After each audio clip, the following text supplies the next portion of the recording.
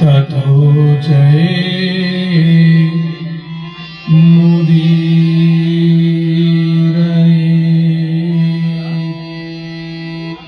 व्यासं व्यासकरं वन्दे मुनिनारायणं स्वयं यतः प्राप्त कृपालोका लोका मुक्ता कलेर्गृहा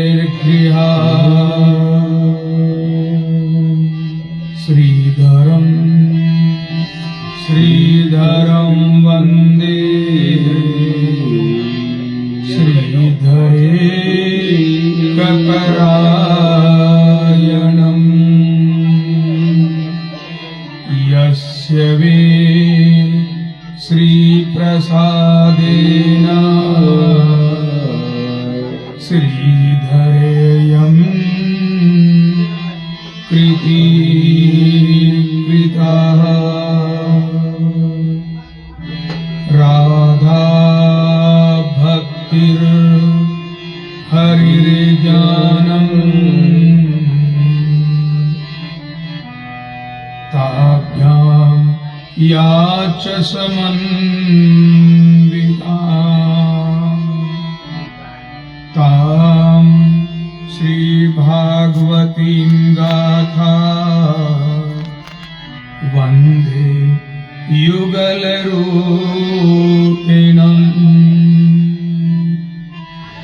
राधा साध्यं साधनं यस्य राधा मन्त्रो राधा मन्त्रदात्री च राधा सर्वराधा जीवनं यस्य राधा राधा राधा वाचिकं तस्य राधा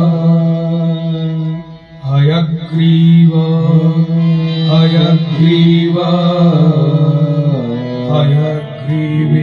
हयग्रीवेन्द्रियो वदे तस्य निस्सरते वाणी जाह्नुकन्या प्रवाहवत् बोले आनंद कंद भगवान की जय। भागवत महापुराण की जय। व्यास जी महाराज की जय। सुखदेव जी महाराज जी की जय। पितृजनार्दन भगवान की जय। वृंदावन बिहारी लाल की जय। जय श्री राधे श्याम। अखंड कोटि निर्गुण निराकार परब्रह्म अहेतु की कृपा करने वाले अकारण करुणालय वरुणालय दीनों के दुखों को दूर करने वाले भक्तों के कष्टों का नाश करने वाले मनवांछित फल को प्रदान करने वाले ऐसे दीनबंधु दीनानाथ करुणा निधान के श्री चरणों में कोटि कोटि नमन करते हुए अपने अपने पितृजनों का, अपने अपने पूर्वजों को हृदय से नमन करते हुए श्रीमद् भागवत सप्ताह पारायण यज्ञ के प्रथम दिवस की बेला में आप सभी श्रोताओं का व्यासपीठ हार्दिक अभिनंदन करती है, हार्दिक स्वागत करती है। अनेकों अनेक जन्मों के जब पुण्य संचित होते हैं, एकत्रित होते हैं, तब कहीं जाकर के भागवत कथा सुनने का सौभाग्य हमें प्राप्त होता है। करवाना तो अभी बहुत बहुत दूर की बात है। कई जन्मों के जब पुण्य एकत्रित होते हैं तब मात्र सुनने की व्यवस्थाएं बनती है। और मैं आपके भाग्य को, सौभाग्य को साधुवाद प्रदान करना चाहता हूं कि अपने परिवार में गत 3 वर्ष के अंदर पितरों की असीम कृपा से, पूर्वजों का बहुत बड़ा आशीर्वाद इस परिवार के ऊपर है कि दूसरी बार घर आंगन में श्रीमद् भागवत सप्ताह पारायण यज्ञ का होना निश्चित हुआ है। और ना ही सिर्फ निश्चित हुआ है, होना आरंभ हो चुका। बिना देवताओं की कृपा के, और विशेष रूप से तो मैं कहूं कि बिना पितृ जनार्दन की कृपा से यह दिव्य दुर्लभ ग्रंथ हमारे घर आंगन में आकर के विराजित ही नहीं हो सकता। बहुत बड़ी कृपा है, जिस उद्देश्य के साथ में इस कथा का स्वर्णपान, कथा सुना नहीं जाता, इसको पिया जाता है, पान करना है इस तरह। तो जिस किसी कामना को लेकर के सप्ताह पारायण विधि के साथ में आप इस कथा का पान करेंगे, रसास्वादन करेंगे, तो हमारे ऋषियों का ऐसा मानना है, और मानना ही नहीं, पूर्ण अनुभव के साथ मैं आपको बता सकता हूं कि वह कामना अवश्य ही परिपूर्ण हो जाया करती है। श्रीमद् भागवत महाग्रंथ ये मात्र एक महापुराण नहीं है, ये मात्र एक ग्रंथ, एक पुस्तक नहीं है। वास्तविकता में समुद्र मंथन के समय में 14 रत्नों के अंदर एक रत्न, जिनका नाम है कल्प वृक्ष, उत्पन्न हुआ था। कहते हैं कि स्वर्ग में ले जाकर के उसको देवताओं ने स्थापित कर दिया। तब से वह कल्प वृक्ष स्वर्ग में स्थापित रहा। द्वापर युग के अंदर आदि शक्ति प्रांबा के लिए जगत जननी आदि शक्ति मां प्रांबा जब राधा रानी के रूप में इस धराधाम पे प्रकट हुई है, तो उनके लिए कहते हैं कि स्वर्ग से कल्पवृक्ष को लाया गया। और आपके राजस्थान के अंदर उदयपुर से ब्यावर की तरफ रास्ता जाता है, अजमेर से ब्यावर, इस रूट के ऊपर एक गांव पड़ता है जिसका नाम है मांगल्यावास। यहाँ आज भी कल्प वृक्ष स्थापित है। लेकिन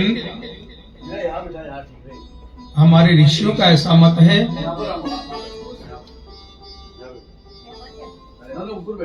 कि श्रीमद् भागवत सप्ताह पुराण के अंदर जो दिव्य ग्रंथ है, यह भी अपने आप में कल्प वृक्ष है। तो आज गुप्ता परिवार के अंदर आने वाले 7 दिनों के लिए यह कल्प वृक्ष आपके इस घर आंगन में विराजित है।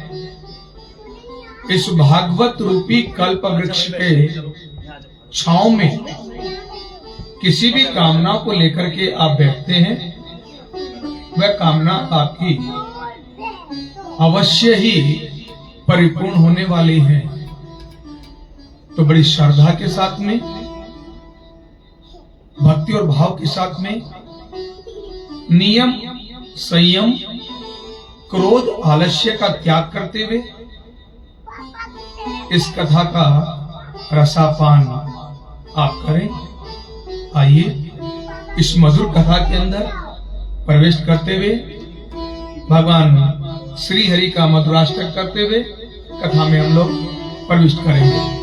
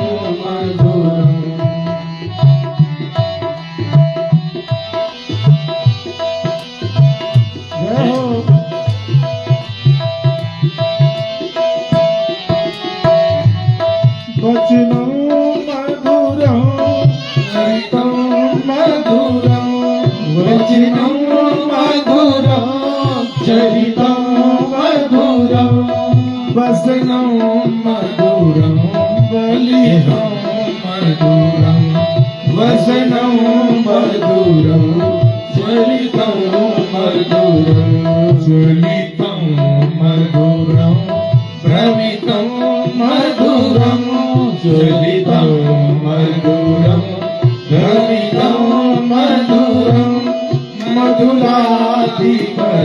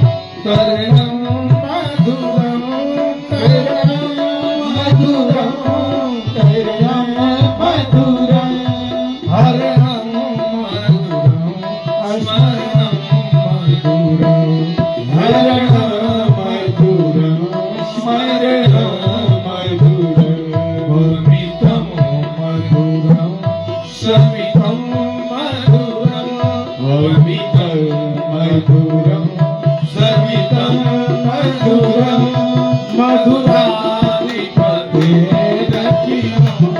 मधुरं मधुराधिपतेरखिलं मधुरं।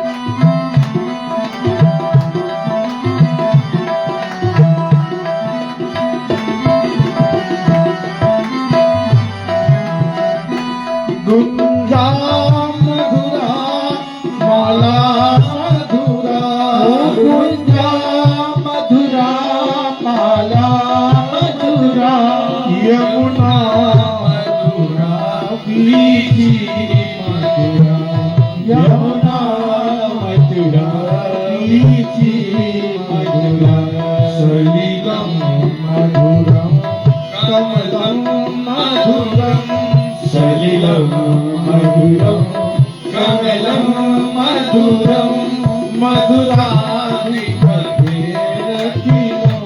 मधुरं मधुराधिपतेरखिलं मधुरं। गोपी मधुरा लीला मधुरा गोपी मधुरा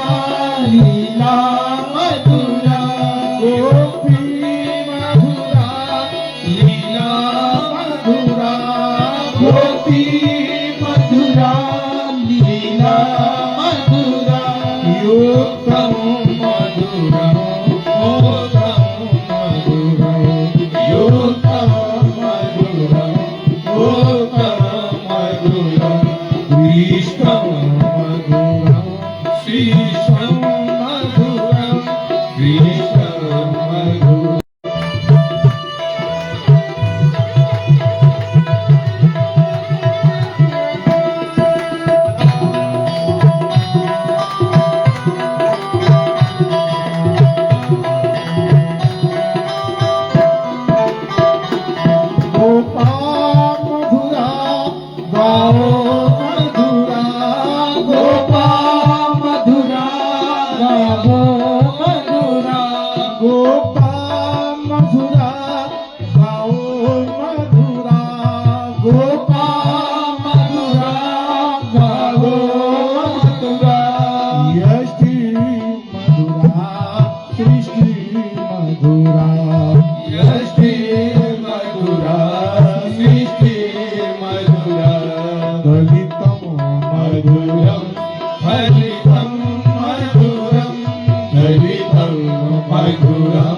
हरितं मधुरं मधुराधिपतेरखिलं मधुरं मधुराधिपतेरखिलं मधुरं अधरं मधुरं हृदयं मधुरं नयनं मधुरं हसितं मधुरं हृदयं मधुरं हृदयं मधुरं मधुराधिपतेरखिलं मधुरं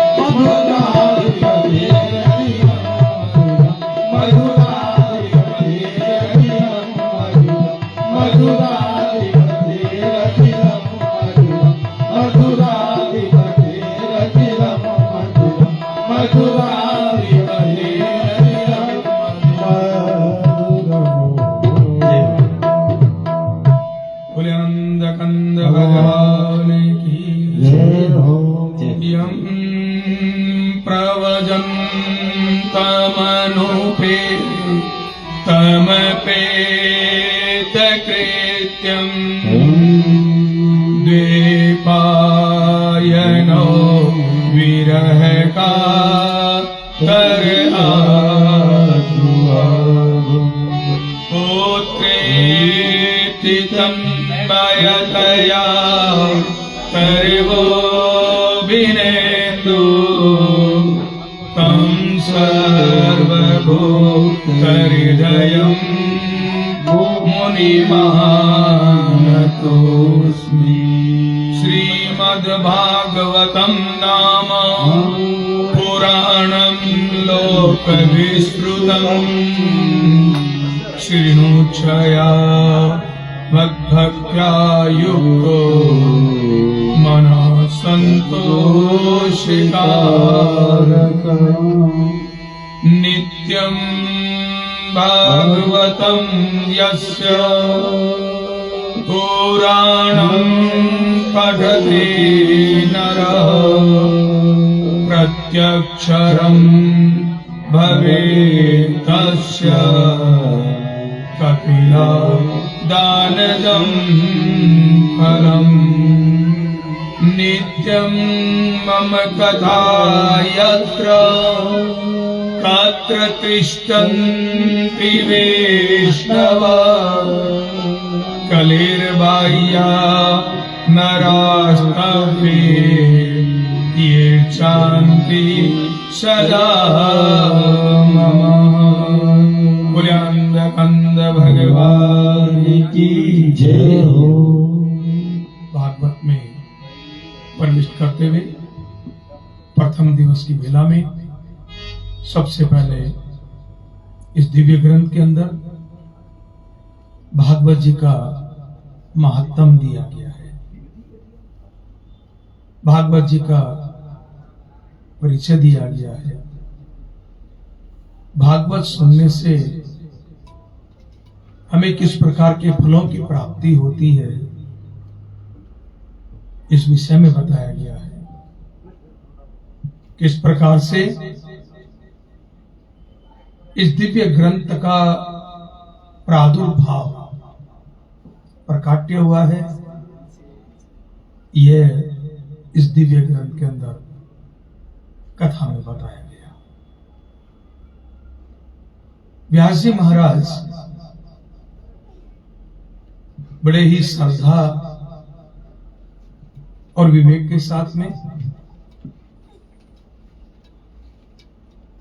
इस ग्रंथ के विषय के अंदर लिखा, नित्यम भागवतम यस्य पुराणम पठते नरः, अर्थात जो कोई मनुष्य नित्य प्रतिदिन इस भागवत महापुराण को पढ़ता है, सुनता है अथवा तो सुनाता है। नित्य पढ़ता है, सुनता है अथवा सुनाता है, तो आगे लिखा प्रत्यक्षरम भवेत् तस्य, एक एक अक्षर के पढ़ने से अथवा भागवत जी का एक अक्षर सुनने से अथवा तो एक अक्षर मात्र सुनाने से प्रत्यक्षरम भवेत् तस्य, सुनाने वाले को, सुनने वाले को, पढ़ने वाले को मिलता है क्या? कपिला दानजम फलम, कपिला गाय के दान का फल मिलता है। श्वेत गाय,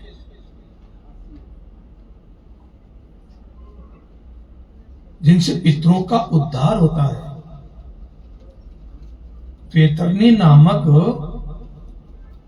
नदी से हमारे पूर्वजों को तार करके यह कपिला गाय लेकर के जाती है। तो एक एक अक्षर के साथ में एक एक गौदान का पुण्य इस भागवत के सुनने, सुनाने और कहने से, पढ़ने से प्राप्त होता है। आप सौभाग्यशाली हैं। भागवत जी में 12 स्कंद हैं। सरल भाषा में मैं समझाऊं तो ये अपने आप में एक विशाल वृक्ष है, हाँ? और उस वृक्ष की बड़ी बड़ी शाखाएं 12 हैं। 12 स्कंद, 335 इसके अंदर श्लोक है, अध्याय है। तो ये उन शाखाओं, जो 12 शाखा है, उनकी अलग अलग टहनियां आप मानिए। और 18,000 श्लोक है, 18,000 उसके पत्ते हैं, ये समझिए। और एक एक पत्ते से अमृत बरसता है, पान पान से अमृत बरसे। भागवत जी के एक एक शब्द से अमृत पे वर्षा होती है। इसीलिए शायद हमारे ऋषियों ने इसको पान करने के लिए कहा, पीने के लिए इसको कहा, सुनने के लिए नहीं कहा। तो प्रत्यक्षरम भवे तस्य कपिला दानजम फलम। इतना ही नहीं, एक समय की बात है, देव ऋषि नारद जी वैकुंठ में गए और जाकर के नारायण से पूछने लगे कि हे प्रभु, जब संत लोग सत्संग करते हैं तो कहते हैं कि आप भक्तों के हृदय के अंदर निवास करते हो। जब ज्ञानी लोग चर्चा करते हैं तो ज्ञानी लोग कहते हैं कि ग्रंथों में लिखा है कि नारायण तो वैकुंठ में रहते हैं। संत जन चर्चा करते हैं, तुझ में राम, मुझ में राम, सब में राम समाया है, यहां कोई नहीं पराया है। तो संत जन तो घट घट में राम, इसको देखते हैं। और ज्ञानी लोग वैकुंठ के अंदर भगवान बसते हैं, ग्रंथों में लिखा हुआ है। लेकिन आज साधारण मानवी कण कण के अंदर व्याप्त बताते हैं।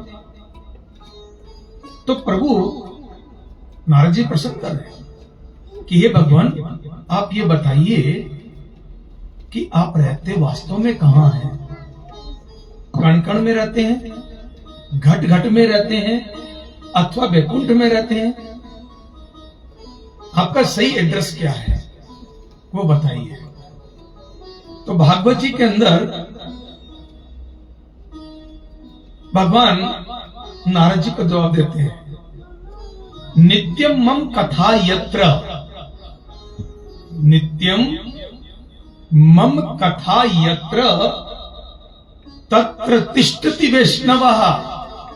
अर्थात जहां रोज मेरी कथाओं का गुणगान होता हो, मेरी लीलाओं का गुणगान होता हो, जिस स्थान पर वैष्णव बैठते हो। तो वैष्णव किसे कहते हैं? जो दूसरे का दर्द समझने वाला, दूसरे की पीड़ा जो समझता हो ना, उसको वैष्णव कहते हैं। वैष्णव जन तेने कहिए, पीर पराई जाने रे। वैष्णव जन को तेरे कहिए, पीर पराई जाने रे। पर दुखे उपकार करे तुम्हें, पर दुखे उपकार करे नहीं अभिमान मेरे। वैष्णव जन तो तेरे कहिए, पीर पराई जाने।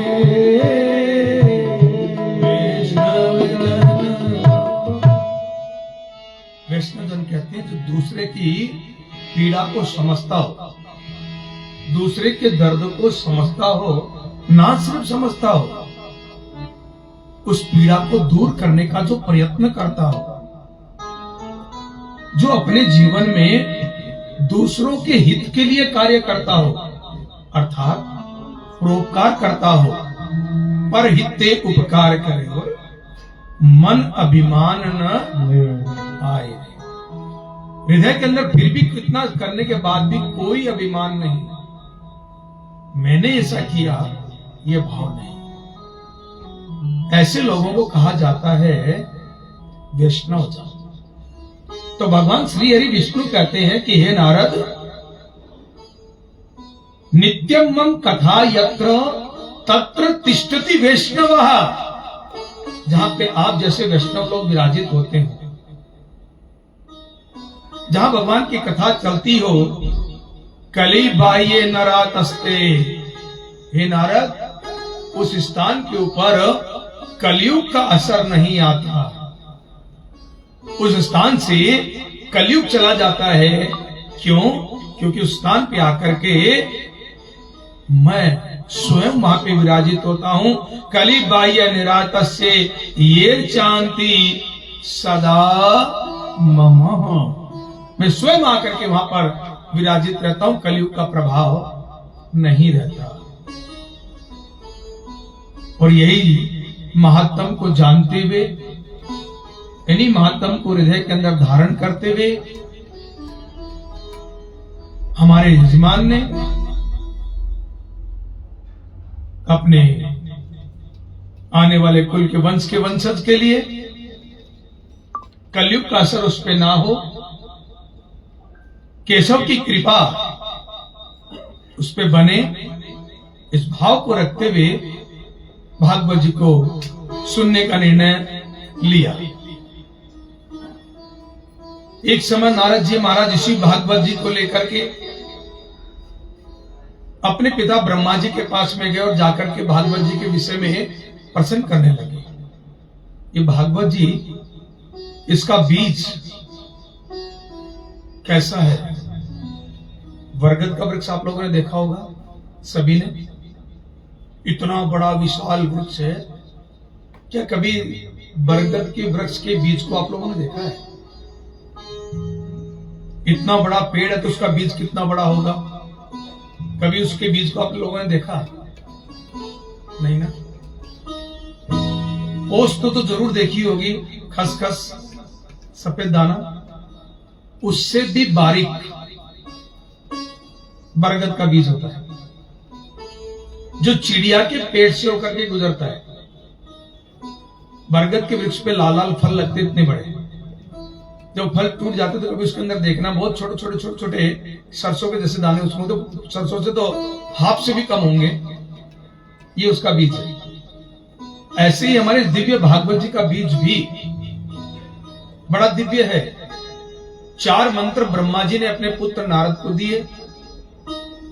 ये भागवत जी का बीज नारद जी ने वो 4 मंत्र महर्षि देवपायन वेदव्यास जी को दिए। उससे रचना वेदव्यास जी ने 18,000 श्लोकों के माध्यम से कर दी। जब 4 मंत्र भागवत जी के दिए तो नारद जी महाराज भागवत जी के विषय में ब्रह्मा जी से चर्चा करते और पूछते हैं कि हे पिताश्री, इस भागवत ग्रंथ का महत्व क्या है हमारे जीवन के अंदर? इसको हम क्यों पढ़े, क्यों सुने? तो ब्रह्मा जी ने बड़ा सुंदर जवाब अपने पुत्र नारद जी से दिया। यावत् दिनानि हे पुत्र शास्त्रम भागवतम गृहे तावत् पिबन्ति पित्रः क्षीरशर्पी मदोदकम। कितना सुंदर वृतांत ब्रह्मा जी ने अपने पुत्र नारद को दिया। कहा कि हे पुत्र नारद, जितने दिनों तक, यावत दिनानी, हे पुत्र, जितने दिन तक ये शास्त्र, ये भागवत महापुराण जिस घर आंगन में रखी जाती है, शास्त्रम भागवतम गृहे, जितने दिन तक इसको घर में रखा जाता है उतने दिनों तक पिबन्ति पितरः, हमारे जो फोर फादर हैं, हमारे जो पितरेश्वर लोग हैं ना, जितने दिन तक भागवत आपके घर में रखी हुई है उतने दिन तक प्रतिदिन प्रत्येक पल उनको पीने के लिए प्राप्त होता है। क्या क्या? तो बड़ा स्पष्ट लिखा, क्षीर बोलते हैं दूध को, सर्पी घी, मधु अर्थात शहद, उदक अर्थात जल, क्षीर सर्पी मधोदकम, दूध दही घी शहद अर्थात पांचों अमृत हमारे पूर्वजों को पान करने के लिए मिलता है, जल पीने के लिए उनको मिलता है। अमृत का जो पान करते हैं जो देवता होते हैं वही अमृत का पान कर सकते हैं, साधारण मनुष्य अमृत का पान नहीं कर सकते। इसका अभिप्राय यह हुआ कि कोई एक पुत्र अनजाने में ही सही भागवत जी को लाकर के अपने घर के अंदर रख देता है, नहीं जानता उसका महत्व क्या है। अब भागवत जी को लाकर के घर में विराजित जो उन्होंने किया, उतने मात्र से उनके पूर्वजों को देव योनि की प्राप्ति हुई। अमृत तभी पिएंगे ना जब देव योनि उनको प्राप्त होगी, तो उनको अमृत देव योनि की प्राप्ति हो गई। वो एकदम तृप्त हो गए। जो एक बार अमृत पी लेता है वो सदा सदा के लिए तृप्त हो जाता है, अमर हो जाता है, अजन्मा हो जाता है। तो पितरों की मुक्ति के लिए, पितरों की कृपा प्रसाद के लिए इस भागवत से बड़ा और दिव्य कोई ग्रंथ हमारे जीवन में नहीं हो सकता। 3 ऋण लेकर के हम इस पृथ्वी पे आए हैं। जन्म के साथ से हमें 3 ऋण की प्राप्ति हुई। पहला ऋण हमें मिला देव, दूसरा ऋण हमें मिला ऋषि ऋण, तीसरा ऋण हमें मिला पितृ ऋण। ये 3 प्रकार के कर्ज है। देवताओं का कर्ज, हमारे ऋषियों का कर्ज और हमारे माता पिताओं का कर्ज। अब इनको समझें कि देवताओं का हम पे क्या कर्ज है। भाई देवताओं पे हम पे क्या कर्ज है? तो कह सकते हैं कि देवताओं की कृपा से हमें मनुष्य योनि मिली, बड़े भाग्य मानस तनु पावा। नहीं, इसमें देवताओं की कोई कृपा नहीं है। आप मनुष्य योनि में जन्म लिए हैं, इसमें देवताओं की कोई कृपा नहीं है। ये आपके अपने कर्म का फल है कि हमें मनुष्य योनि मिली है, देवताओं ने नहीं दी। मनुष्य योनि में आना तो देवताओं के लिए भी दुर्लभ है। बाबा तुलसीदास जी मानस में लिखते हैं, बड़े भाग्य मानस तनु पावा, बड़े भाग्य मानस तनु पावा, दुर्लभ सद ग्रंथ निधान, सुर दुर्लभ सद ग्रंथ निधान। बड़े भाव से बाबा तुलसीदास जी ने मानस में लिख दिया, बड़े भाग्य मानस तनु पावा, सुर दुर्लभ। देवताओं के लिए दुर्लभ है ये। और जो वस्तु किसी के लिए दुर्लभ होती है, क्या उस वस्तु को कोई किसी को दे देता है क्या? कोई वस्तु अगर आपको दुर्लभ हो तो उस वस्तु को आप किसी को दे सकते हो क्या? कभी नहीं दे सकते। तो जो देवताओं के लिए मनुष्य योनि दुर्लभ है, तो हमें क्यों देंगे? तो हमें हमारे कर्म से मनुष्य योनि मिली है। यहां देवताओं का कुछ भी हमारे ऊपर कर्ज नहीं है। तो देवताओं का कर्ज क्या है? तो 12 प्रकार के देवता ऐसे हैं जिनको हम नित्य देखते हैं और रोज उनसे लेते हैं, बदले में कभी उनको कुछ देते नहीं।